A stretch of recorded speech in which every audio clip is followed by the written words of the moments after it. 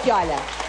Crer ou não crer, uma conversa sem rodeios entre um historiador ateu e um padre católico. Bom, primeiro eu acho que vocês contrariam uma máxima que a gente cresce ouvindo, que é aquela história de que religião não se discute. Dá para discutir? Nós discutimos dentro dos limites do afeto e da ética, e eu acho que quando você está convicto de algumas coisas, o encontrar a diferença aprofunda a sua visão. Então, eu saio sempre enriquecido quando eu leio texto religioso, eu pesquiso os santos. Lancei Crer ou Não Crer com o Padre Fábio, lancei com Luiz Estevam um livro sobre santos fortes pela editora Rocco. Trabalho com religiões, disse no jogo, quando ele perguntou como é que um ateu trabalha com religiões, eu sempre digo, eu sou um ginecologista homem, eu trabalho com o que eu não tenho. Quer dizer, eu estudo um objeto que eu não tenho, isso é comum, como eu estudo outras religiões. A diferença talvez esteja no quadro que estamos mostrando do Michelangelo, que ele pintou no teto da Sistina, a belíssima cena da criação de Adão. O religioso acredita da direita para a esquerda, ou seja, Deus criando o homem. E o ateu acredita da esquerda para a direita, ou seja, o homem criando Deus. É só uma questão de leitura de um lado ou para o outro, não? Como é que o senhor diria, o senhor se posicionaria em relação a isso? Realmente é o homem que cria Deus, ou Deus está dentro da gente? Onde é que está esse Deus? Está ao lado, como disse uma senhora na rua? Está no céu? Eu, desde menino, eu acreditei como ateísta. Por incrível que pareça, que Deus mora em mim, que Ele é a minha instância que me faz refletir, que me faz pensar. Só que ela não crê nessa presença que lhe antecede. Eu sempre acreditei num Deus que me antecede em tudo, me dando capacidade de ser quem eu sou, me dando capacidade de amar, de pensar, de refletir, de criar. Então eu nunca tive uma dificuldade de conciliar o criacionismo, que é a perspectiva da fé que coloca Deus na origem de tudo, com a evolução. Eu acho que ciência e fé podem caminhar de mãos dadas. E, aliás, faz bem quando caminham de mãos dadas. Porque eu não preciso abrir mão da minha inteligência para acreditar no sobrenatural, na transcendência. A conversa com o Karnal foi absolutamente saudável, respeitosa, como ele mesmo disse. Foi bastante afetuosa, porque eu sempre encontrei no Karnal um ateu muito honesto e que não perdeu dimensões importantes que eu considero como resultado da minha religião, que talvez eu não tenha alcançado como ele já alcançou. Eu não tenho a pretensão de acreditar que o religioso já alcançou os valores necessários para bem viver. E posso admitir, com toda a humildade, que já encontrei ateus com convicções que muitos religiosos ainda não alcançaram.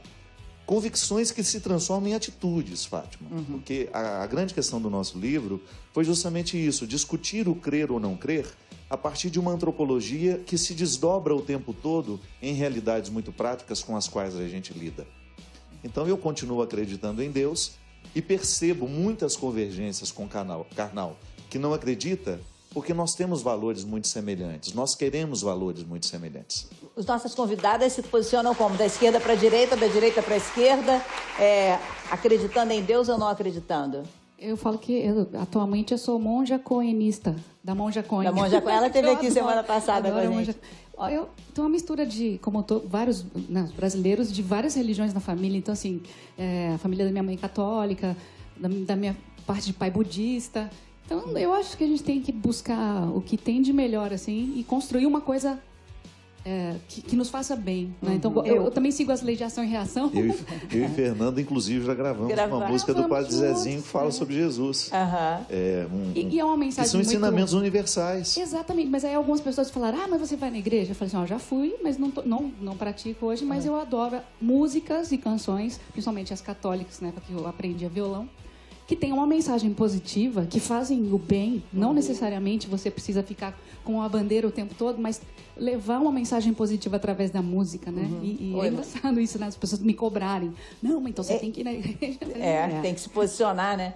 Eu não sei, o que eu acho que é uma questão muito atual, né? A gente acreditar ou não acreditar, é que em nome da religião, né? E de várias religiões, existe uma intransigência do ser humano com o ser humano cada vez maior. Então, eu acho que essa questão é uma questão que me toca muito profundamente, independente da relação que eu possa ter de acreditar, não acreditar. né? Quer dizer, eu tenho uma relação muito sagrada com a vida. Agora, a questão de que, em nome dos dogmas, né, das religiões, das mais diversas, o ser humano se massacra, é que eu acho que é uma questão que tem que ser muito falada, muito alertada. Por que que a verdade de um muçulmano tem que ser maior do que a do cristão? Por que que a do budista? O que que é isso? O que se faz em nome da religião é que é uma preocupação muito grande que eu acho que a gente tem que ter e pensar, porque em nome dela as maiores barbaridades são cometidas. Então, o que a gente tem que pensar? Em nome do cristianismo, por exemplo, né? Como que a gente pode chegar a uma intransigência tão grande em nome de uma pessoa, que seja que falou só de amor, de amar ao próximo, e em nome disso se desama tanto o próximo, se ataca tanto. Vocês chegam a essa discussão ali? Então, isso daí, para mim, são questões que são muito pungentes, muito importantes, né? A fé ou a não fé, né? E cada um vai lidar com isso da maneira que for mais, né, confortável, bacana para a sua vida, né? E para piorar a fala da Marieta, no sentido de tornar mais dura ainda, mata-se muito em nome de Deus, mas também se mata em nome do ateísmo. Pegar os 4 maiores tiranos do século XX, 2 eram de família católica, Mussolini e Hitler. Nossa. E 2 eram ateus, Stalin e Mao Tse-tung. E mataram em nome da não religião do Estado. Porque eu acho que, independente de Deus ou não Deus, o ser humano gosta de matar. Às vezes, em nome de Deus, contra Deus, na verdade eugênica, na verdade étnica, etc. O ser humano gosta de matar. Então, essa é uma questão. O que eu não gosto da expressão ateia ou ateu, porque ela define você e não a mim. Como se eu perguntasse a Fátima, em que momento você se percebeu não chinesa? Houve algum momento na sua vida que você é não chinesa? Ou seja, estou tentando definir a Fátima por uma negação. Uhum. E você sempre se sentiu não chinesa ou foi alguma decepção com a China? Que ele fez? É o que me perguntam. Você teve uma decepção com Deus? Nenhuma. Nem com a Cuca, nem com o Boitatá. Não, mas talvez te perguntem não isso. Não tive com nenhuma. Porque você, talvez, por ter sido criado numa família católica, por ter estudado num colégio católico, talvez tenha imaginado que você, num momento, foi católico e talvez tivesse aí uma mudança, né? Então, a pergunta é sempre pela negação, né? É pela negação. Na verdade, na minha experiência, tendo colegas religiosos, ateus, e tem uma outra categoria, o apateísta, aquele que é indiferente à religião. Ele não é ateu, mas ele é indiferente à religião. O religioso devoto, o religioso não praticante. A diferença ética entre eles e os ateus, ou todos, é muito irrelevante.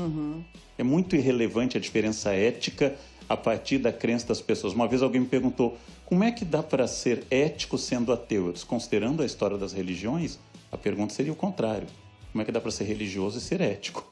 Considerando Inquisição, massacres. Como é que você consegue ser ético sendo religioso? Ou seja, como é que você consegue conviver com a diversidade? Essa é a pergunta.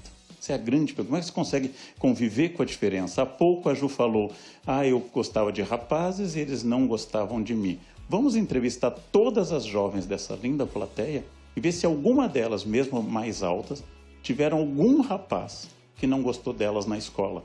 E se vocês forem honestas, sempre, 100%, em todos os casos. Mesmo quem tem 1,85 m foi rejeitado. Porque a rejeição é universal. E a dor da rejeição é universal, né? E a diferença é muito difícil para a gente conviver. Todos nós temos dificuldade em conviver com a diferença, né?